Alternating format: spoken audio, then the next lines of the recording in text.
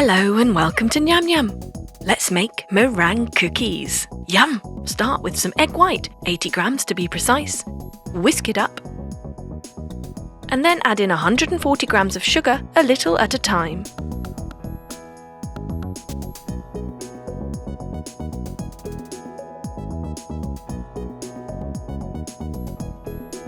Now whisk until slightly thickened. Then add half a teaspoon of vanilla extract and sift in 20 grams of corn flour.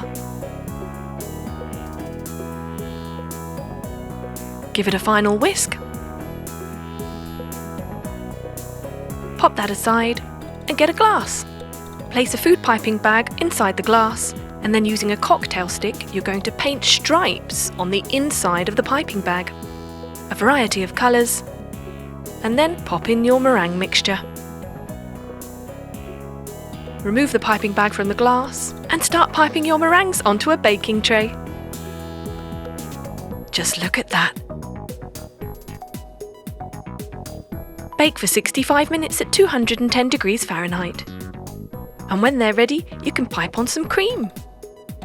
And whichever filling you like.